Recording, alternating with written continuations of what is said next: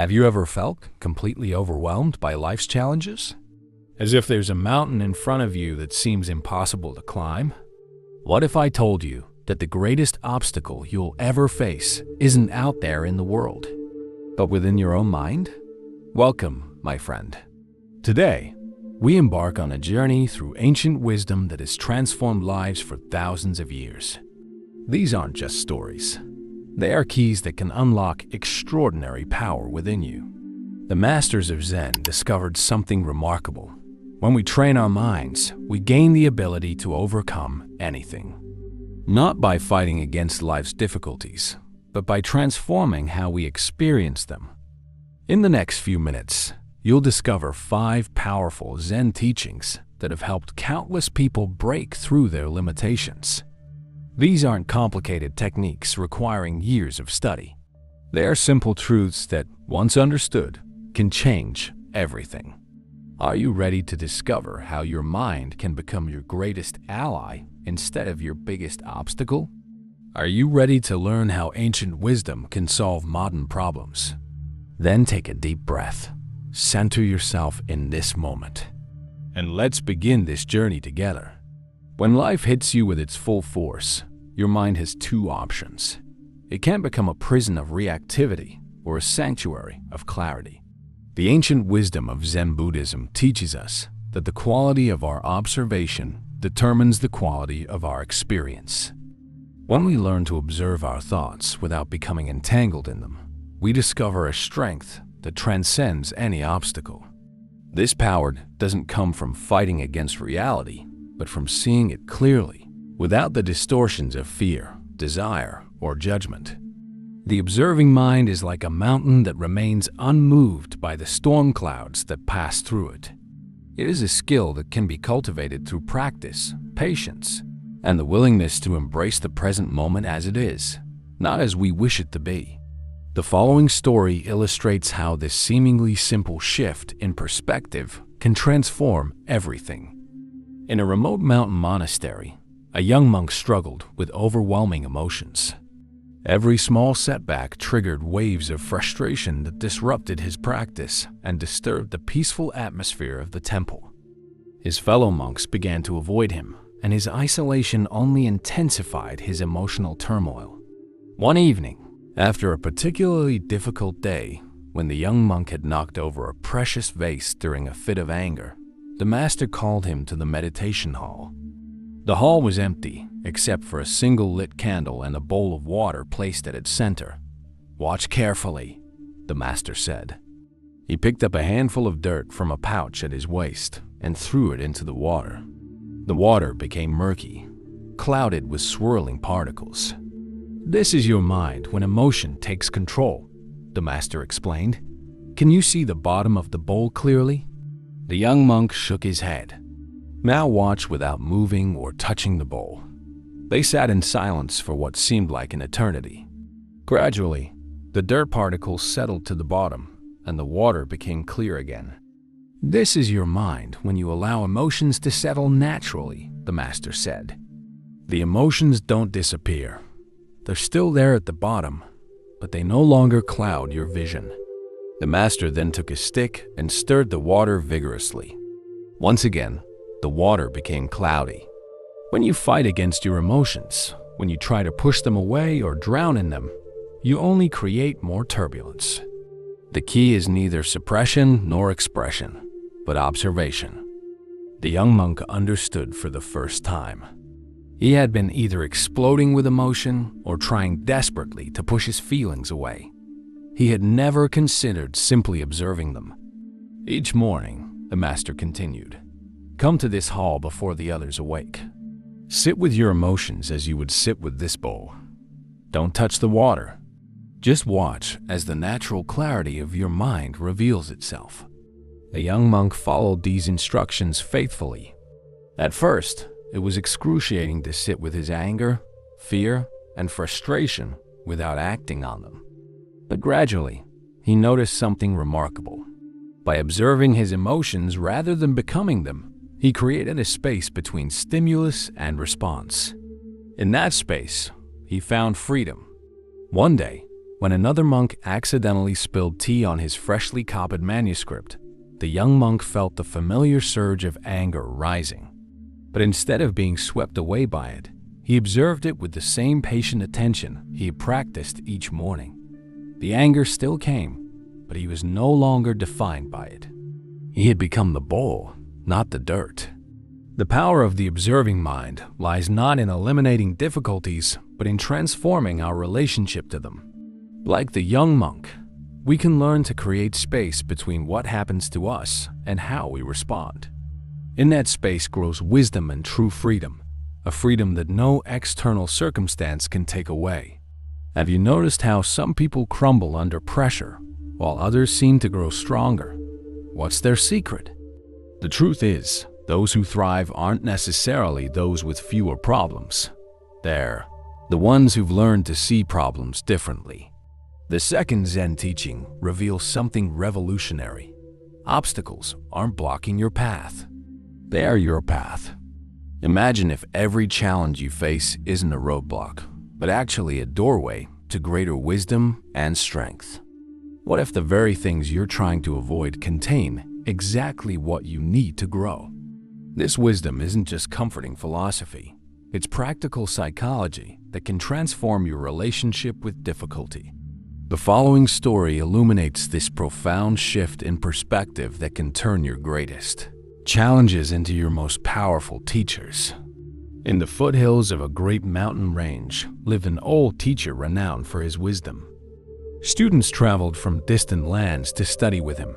But what many didn't know was that he deliberately placed obstacles on the path to his dwelling. Unlike other teachers who made their wisdom easily accessible, this master believed that the journey toward understanding should begin long before the first formal lesson. One spring morning, a determined seeker set out to find the teacher. She had heard stories of his profound insight and felt certain he could help her overcome the suffering that had shadowed her for years. The path started easily enough, a well-worn trail through flowering meadows. But as she continued, she found a massive fallen tree blocking her way. The seeker noticed that other travelers had created paths going around the obstacle, one to the left through thick, thorny bushes and another to the right that added considerable distance to the journey. She sat down, frustrated by this unexpected challenge. As she rested, she observed ants climbing over the fallen tree, carrying loads many times their size. Why am I seeing this obstacle as something to go around? She wondered. With renewed perspective, she began to climb directly over the tree. From this elevated position, she caught her first glimpse of the teacher's dwelling in the distance, a view she would have missed had she taken either detour. Continuing on her journey, she encountered a stream too wide to jump across. Again, she noticed paths leading to narrower crossing points far from her direct route. This time, instead of seeing the stream as an obstacle, she recognized it as an opportunity. The day was hot, and she had been walking for hours. She removed her sandals, stepped into the cool water, and crossed while refreshing herself. When she finally reached the teacher's dwelling, she found him working in his garden. "You've arrived earlier than most," he remarked without looking up. "I climbed over the fallen tree instead of going around it," she explained, "and I crossed the stream at its widest point rather than seeking an easier crossing." Now the teacher looked up with interest. "And what did you learn from this?" "The obstacles were not in my way," she replied after a moment of reflection. "They were the way." The teacher nodded. Most people spend their lives trying to avoid difficulties. They create elaborate detours that often lead them further from where they truly wish to go. The secret to a fulfilling life is not finding the path with the fewest obstacles, but learning to transform obstacles into the path itself. He gestured toward the mountain towering above them. "See that peak? Many try to reach it by seeking the easiest route.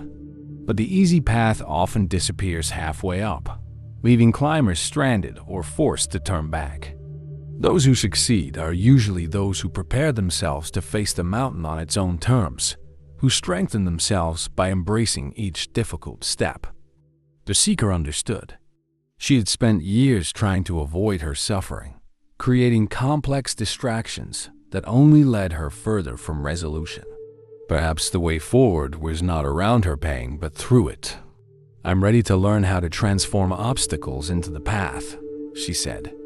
The teacher smiled. "You've already begun." The story of the seeker reminds us that obstacles don't block the path.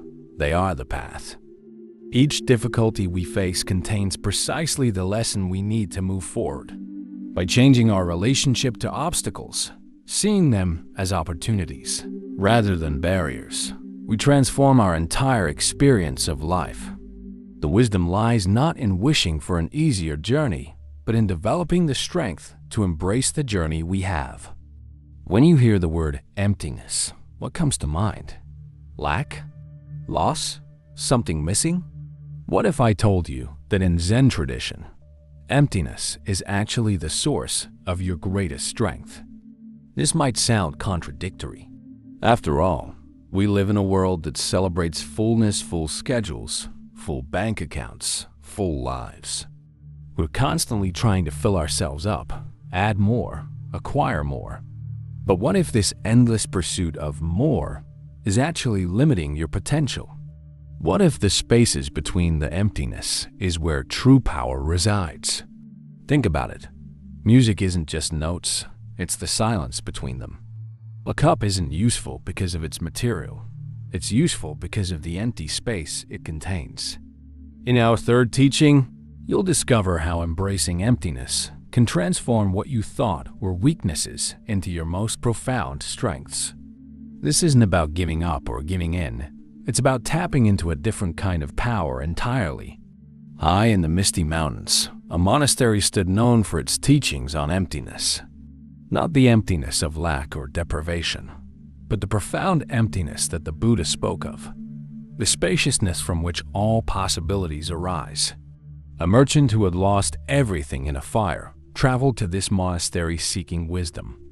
His heart was heavy with attachment to what he had lost, and his mind was clouded with fears about the future. When he arrived, the head teacher welcomed him and invited him to stay for several days.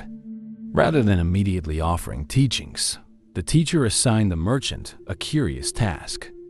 Each morning, he was to carry 2 clay pots to a spring, one perfectly preserved and polished, the other cracked and broken in several places. Fill both completely with water and bring them back to the courtyard, the teacher instructed.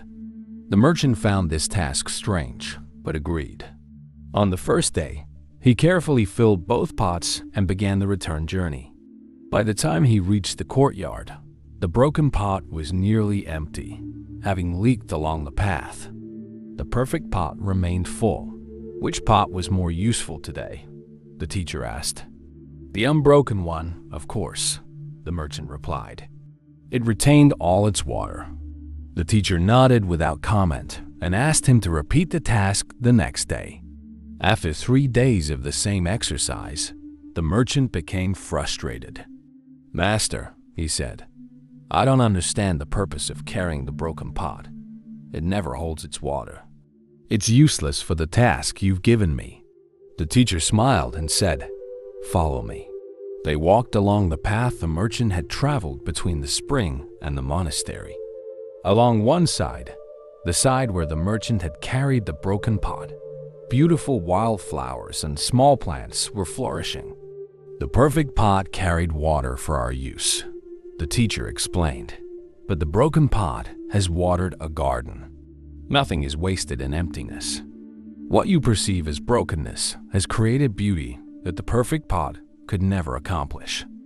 The teacher then led the merchant to the meditation hall, where a large bronze bell hung. "What gives this bell its value?" the teacher asked. The merchant thought for a moment. "It's sound, I suppose." "And what creates the sound?" After consideration, the merchant replied, "The emptiness inside it. If it were solid bronze, it would make no sound at all." "Precisely," said the teacher. "Now consider your own life. You see your losses as holes that make you broken, unable to hold what you once had. But perhaps these very openings are what will allow your life to create its unique music. That evening, the merchant sat in meditation, contemplating emptiness not as absence but as possibility. He realized that his attachment to his former possessions and status had been like trying to fill the perfect pot, always seeking completeness through accumulation. But perhaps true fulfillment would come through embracing his emptiness, the spaciousness that allowed new experiences to flow through him without clinging. Over the following weeks, the merchant continued his stay at the monastery.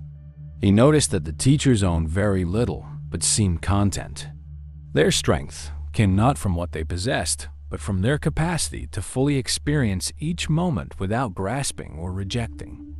Before leaving, the merchant asked for one final teaching. The head teacher held up an empty cup. "Be like this cup," he said. "Empty enough to receive, empty enough to give, empty enough to be filled with whatever each moment brings. In emptiness, you will find not weakness, but your greatest strength." The merchant returned to his village not to rebuild exactly what he had lost, but to create something new from the spaciousness that loss had opened within him. His shop became known not for its abundance of goods, but for the peace and wisdom that customers found there alongside their purchases. Through emptiness, he had discovered fullness, not the fullness of possession, but the fullness of presence. What appeared to be his greatest weakness had become his greatest strength. How many thoughts do you think pass through your mind every day? Research suggests the average person has between 60,000 to 80,000 thoughts daily. That's a lot of mental traffic. And here's the crucial question. Are you the driver of these thoughts, or are they driving you? Most of us have never questioned the assumption that we are our thoughts. "I think, therefore I am," as Descartes famously said. But what if this fundamental assumption is actually the root of our suffering? The fourth Zen teaching challenges everything you thought you knew about your own mind. It reveals that beneath the constant stream of thoughts lies a dimension of consciousness that remains, undisturbed by mental activity, like the depths of the ocean that remain calm even when the surface is stormy. Discovering this deeper dimension of your own awareness isn't just a philosophical exercise. It's the key to unshakable peace in a chaotic world. And you don't need to spend years meditating in a cave to access it. The following story shows how this realization can transform an ordinary life. In a busy village lived a carpenter known for his exceptional craftsmanship. Despite the constant noise and activity around him, he worked with remarkable focus and precision. Many admired his ability to maintain such concentration amid chaos, and a curious apprentice finally gathered the courage to ask about his secret. "Master Carpenter," the apprentice said, "how do you remain so focused while the world around you is so loud and distracting?" The carpenter placed his tools down and motioned for the apprentice to follow him to the nearby river. When they arrived at the riverbank, the water was rushing by, carrying leaves, branches, and debris from recent rains. "What do you see?" asked the carpenter. "A river carrying many things," replied the apprentice. "Watch longer," the carpenter instructed. They sat in silence for nearly an hour. The apprentice noticed that while the surface constantly changed, with leaves, reflections, and ripples appearing and disappearing, the river itself remained. Despite all that passed through it, the essential nature of the river was undisturbed. "Our mind is like this river," the carpenter finally said. "Thoughts, emotions, and sensations are like the leaves and debris that flow through it. Most people identify with these passing objects, believing I am this thought or I am this feeling. They chase pleasant thoughts and run from unpleasant ones, exhausting themselves in the process." The apprentice considered this. "Then what is your secret?" "I've learned to recognize the river itself, consciousness that exists before and beyond all thoughts. I don't try to stop thoughts from arising. I simply don't confuse them with who I am. When a worried thought about a project arises, I notice worry is passing through, just as you might notice a leaf is passing by. I don't become the worry any more than the river becomes a leaf." The apprentice frowned. "But how did you learn this?" "My mind feels more like a stormy sea than a river." The carpenter smiled. "Through practice. Come, I'll show you." They returned to the workshop, and the carpenter asked the apprentice to sand a piece of wood. As you work, thoughts will arise. Each time you notice you've become lost in thought, gently return your attention to the sensation of sanding, the texture of the wood, the movement of your hands, the sound of the sandpaper. Don't fight against thoughts. Just recognize when awareness has been carried away by them. The apprentice practiced this technique for months. At first, he would become lost in thoughts for long periods before remembering to return to his sensory experience. But gradually, he developed the ability to notice thoughts arising without being swept away by them. One day, while working alongside the carpenter, during a particularly hectic festival day in the village, the apprentice realized he had maintained perfect focus despite the commotion. The carpenter noticed the look of realization on his face and nodded. "You've begun to recognize what exists beyond thoughts," the carpenter said. "Most people believe freedom comes from controlling the mind, forcing away unwanted thoughts and clinging to pleasant ones. But true freedom comes from recognizing what is already free, the consciousness that witnesses all thoughts without becoming entangled in them. It feels like discovering an entirely new dimension of experience," the apprentice said with wonder. "It is the most ancient dimension," replied the carpenter. "It has always been here, like the depth of the river beneath its surface movements. This recognition is the foundation of all peace and clarity, available even in the midst of life's greatest challenges." As the apprentice continued his training, he discovered that this awareness beyond thoughts wasn't just a technique for better concentration. It was a fundamentally different way of being in the world, one where circumstances could still be difficult, but suffering became optional. The thoughts and emotions still came and went, but they no longer defined his experience or determined his peace. Consciousness beyond thoughts isn't about achieving a special state or escaping from reality. It's about recognizing what is already true, that we are not limited to or defined by the content of our minds. Like the river that isn't defined by what flows through it, our essential nature remains undisturbed regardless of what arises in awareness. I want to let you in on a secret that most spiritual seekers don't understand. Transformation doesn't happen in dramatic moments of enlightenment. It happens in ordinary moments of presence, repeated day after day. We often think that transcending our limitations requires some extraordinary experience, a lightning bolt of insight or a mystical vision. But what if the most profound shifts happen through simple, consistent practice?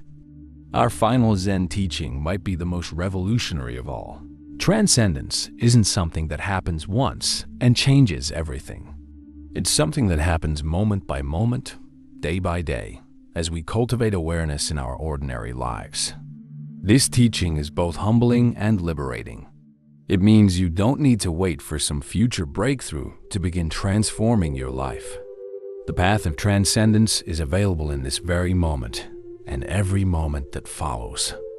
The story you're about to hear reveals how one person discovered that the extraordinary power they were seeking was hidden in the most ordinary of practices. In the outskirts of a bustling city stood a small Zen center where people from all walks of life came to learn meditation. A businessman who had achieved substantial material success but felt an emptiness inside began attending weekly sessions. Despite his intelligence and determination, he found meditation frustratingly difficult. His mind raced constantly, and he couldn't understand how others seemed to find peace in the practice. After several months of sporadic attendance and limited progress, he approached the teacher after a session. "I've been coming here for months," the businessman said, "but I don't feel I'm getting anywhere. My mind is as busy as ever. Perhaps meditation just isn't for someone like me." The teacher considered him for a moment. Would you be willing to try an experiment for 1 month? The businessman nodded cautiously. Come to the center every morning before work for the next 30 days. Just 20 minutes each day. If you don't see a difference after 30 continuous days, you can conclude meditation isn't for you. Though skeptical, the businessman agreed. He was, after all, a person who valued empirical evidence. The first week was torturous. Waking up early, fighting traffic to reach the center, sitting uncomfortably while his mind raced through work problems and personal worries. It all seemed like a waste of precious time. But he had committed to 30 days, and he wasn't one to break a commitment. During the second week, the teacher gave him a simple instruction.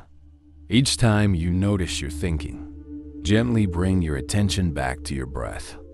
Don't fight the thoughts. Just return to the breath again and again. The businessman followed these instructions diligently, though he still felt he was failing more than succeeding. His mind continued to wander countless times during each session. I must have brought my attention back to my breath 100 times today, he told the teacher with frustration after one session. Excellent. The teacher responded with genuine enthusiasm. That's 100 moments of awareness. 100 returns to the present moment. That's not failure. That's the practice itself. This perspective shift changed everything for the businessman. He stopped seeing his wandering mind as an obstacle and recognized that each return to presence was strengthening a mental muscle he hadn't known existed.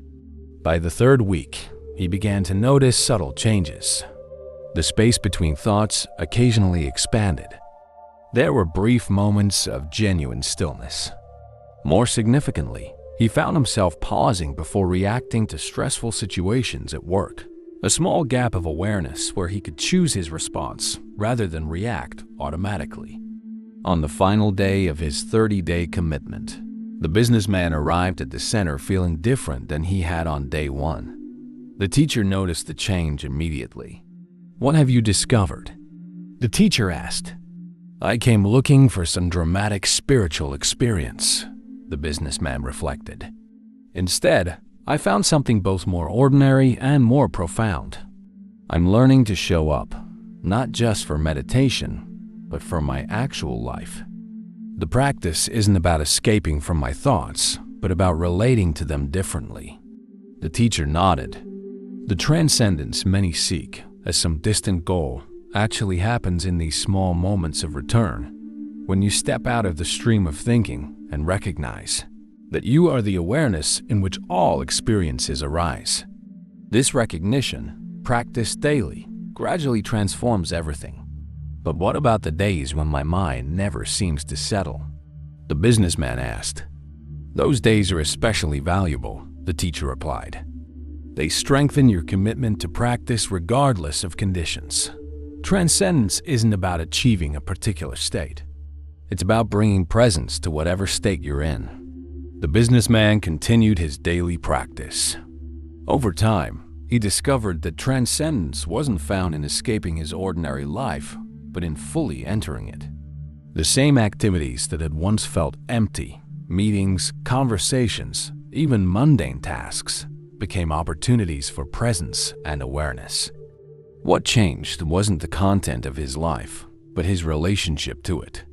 The daily practice of returning to presence, moment after moment, day after day, had gradually revealed a dimension of experience that had always been there, but overlooked. The conscious awareness in which his entire life was unfolding. The power of daily practice lies not in dramatic spiritual experiences, but in the gradual transformation that comes through consistent attention. Like water slowly wearing away stone, regular practice reshapes our relationship to life one moment at a time. True transcendence isn't found in leaving the world behind, but in being fully present within it. My friend, we've journeyed together through 5 powerful Zen teachings that have transformed lives for thousands of years. But knowledge alone isn't enough. Wisdom comes from application. I invite you to take just one of these teachings and apply it in your life this week. Notice how even a small shift in perspective can create ripples of transformation. If these stories resonated with you, if you found value in these ancient teachings, please help share this wisdom with others who might benefit. Hit the subscribe button to join our community of seekers, and make sure you never miss our weekly explorations of timeless wisdom.